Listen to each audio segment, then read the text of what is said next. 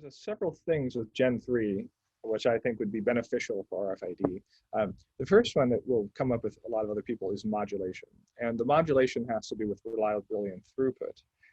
But on top of that, there's this application side where people want things to grow faster, quote, faster, read more tags. But the current Gen 2 doesn't really support that very well. And I'm going to talk about a reason for that in a moment. But one of the kind of low-hanging fruit, if you will, things we can change is modify the modulation to be more appropriate for the needs of 2020 instead of the needs of 2005. Now, to go with that is I see a great need to change the sessions and how they're handled. The simplest way to do this is to add a few bits to the random number generator. It's currently a 16-bit random number generator. And one of the things I go to through my talks is I work on something in cryptography called the birthday party problem. And what this means is it's nice to think if you have 16 bits worth of data that you did, and you have a random spread that you'd randomly get every single number. That actually is not the case. So it turns out that by the time, even though you have 16 bits, which is 64,000 different IDs you could have, you're going to start seeing a lot of collisions, about 100 of them, because you have this probability that by the time that you get to 600 tags of 50% collision.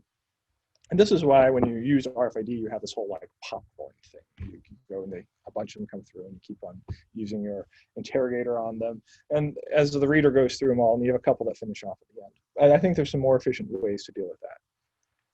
The last item that I think should be addressed is instead of kicking the can down the road, I guess, so for Gen 2, the cryptographic suite was included kind of as an afterthought, a framework, but basically they kind of wiped their hands with it.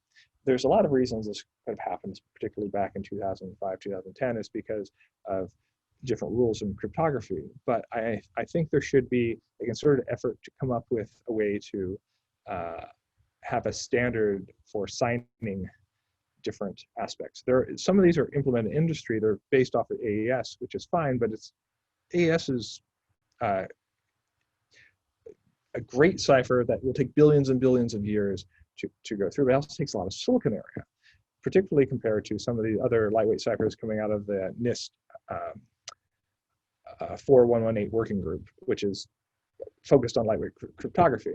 And the reason for this is, if I'm concerned about something of value, let me just say like a computer or any high value item, it makes sense to have a lot of cryptographic strength there, because then it takes a lot of time and money, and it's possible you will never even be able to go and break this.